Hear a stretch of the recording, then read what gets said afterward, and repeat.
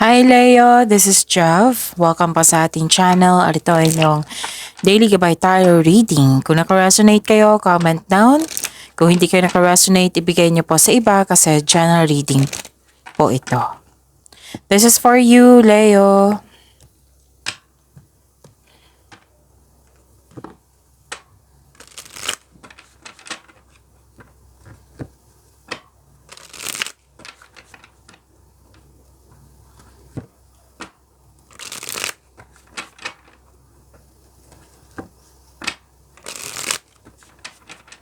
Para po ito sa inyo, Leo.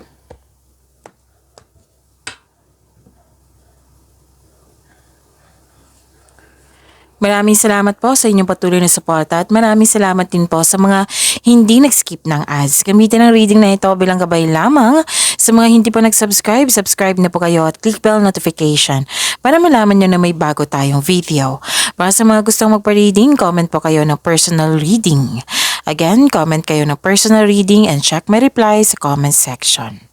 Bago ko makalimutan, Leo, mamaya pala after ni Capricorn, may love reading kayo. Yes, ipopost ko po mamaya after ni Capricorn. Hindi ko lang alam kung ano yung exact time, basta 7 p.m. I think 7 p.m. to 12 midnight. Basta tonight po.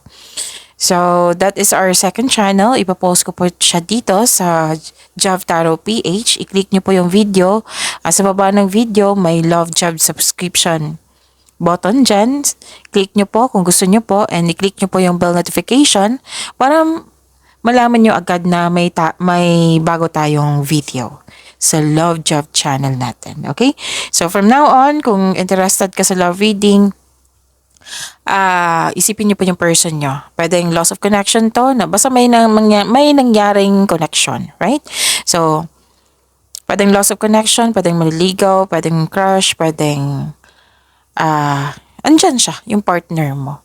Na-curious ka sa kanya. Kasi malalaman mo kung ano yung next action niya, ano yung gusto niya sabihin sa'yo, ano yung feelings, kung ano yung status sa inyong connection. Okay? So, from now on, isipin niyo po yung person niya para makuha ko yung energy niya.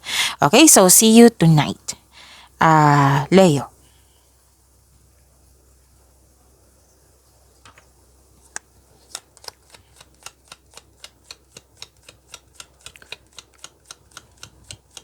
Spirits guide, mga ganap po para kay Leo. I need 3 cards po.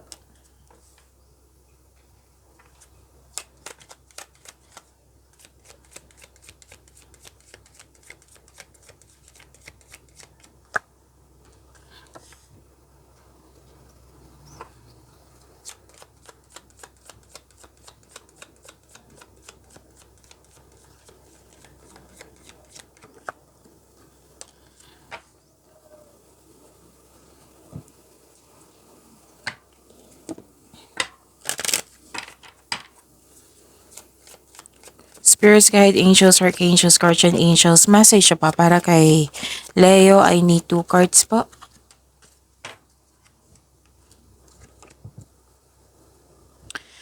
Leo. May ending with new beginning dito. Pwedeng separation ito, pwedeng space, pwedeng closure, pwedeng end of contract, pwedeng tumiwalag, umalis, umuwi, pwede din na closure or literal na separation. Pwedeng separation of responsibilities.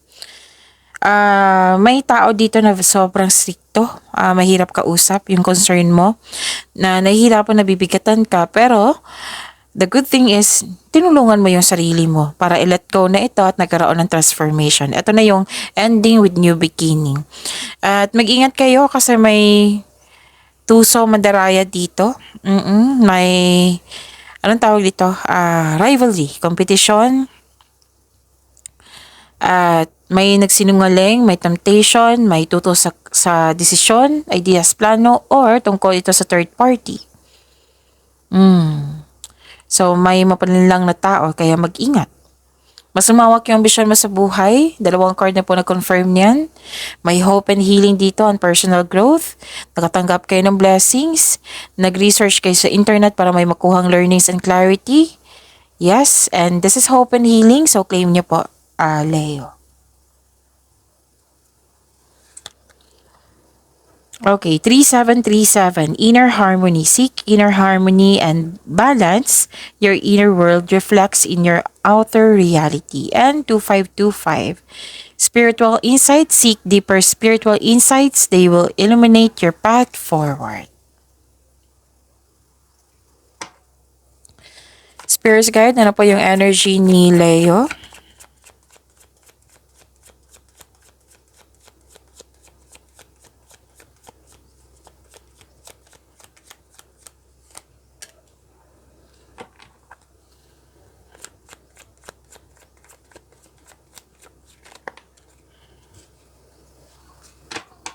Kung may narinig kayo or may nakita kayong repeating message, meaning to say, pinupush ng cards niya yan.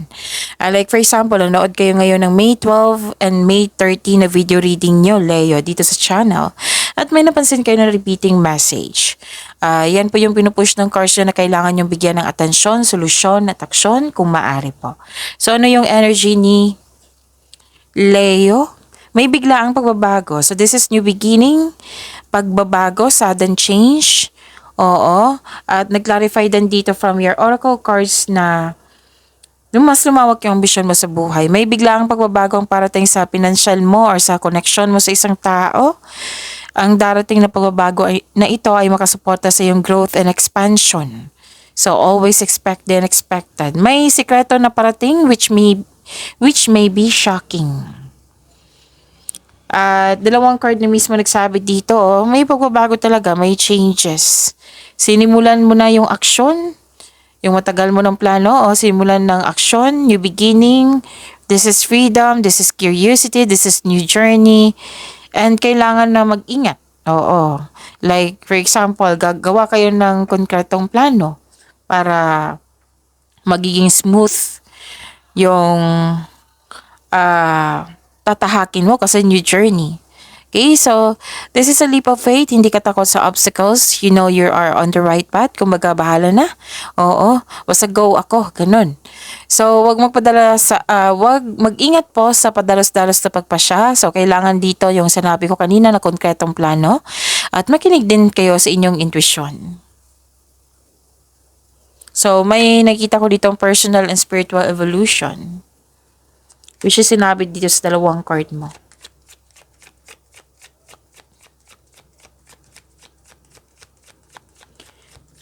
Career and money ni Leo.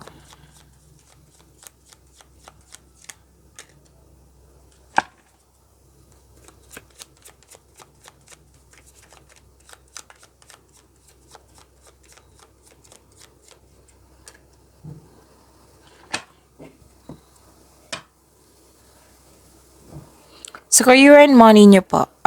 This is choices, future plan. Tatlong card na po nagsabi dito na mas lumawak yung ambisyon mo sa buhay. Isang bagong chance para sa paglago ng iyong buhay karera. Kaya kailangan ng kilos dito. Bibigyan mo ng action. Oo, kitang-kita ko dito. And huwag kayong mag-alala kasi you are divinely guided. Yes, may ambition o idea ang gustong gawin.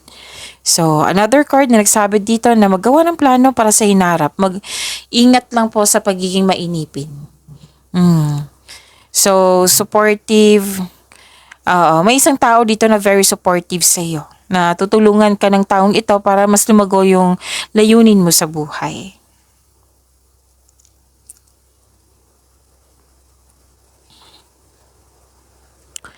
And you are very inspired in action ngayon sa inyong career and money. At ang advice ng card nyo dito, to achieve a success in career and money, kailangan mag-focus. Comes with determination and clear intention. So, maraming nagsabi dito ha. I think 4 na card na diyang sabi dito na go signal. Bibigyan mo na ng aksyon yung matagal mo ng plano. And please know that you have success in the face of difficulty. So, this is create ka ng malaking desisyon at maggawa ng konkretong plano. Yan talaga yung pinupush ng cards nyo. Different cards but yung message is the same. Pinupush talaga na kailangan mong bigyan ng atensyon.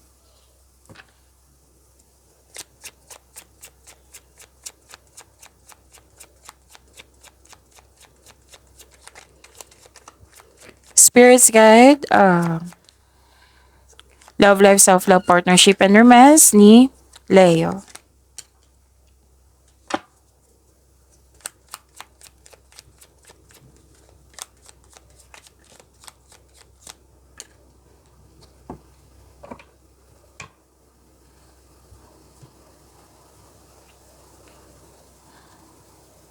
Okay, sa love life nyo. So, see you mamaya ha, after the Capricorn. Love reading nyo po.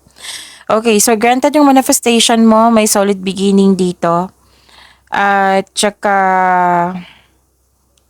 may nakita ko ditong granted yung manifestation mo, oo. Sa mga relasyon, blooming kayo ngayon that has a potential to be stable.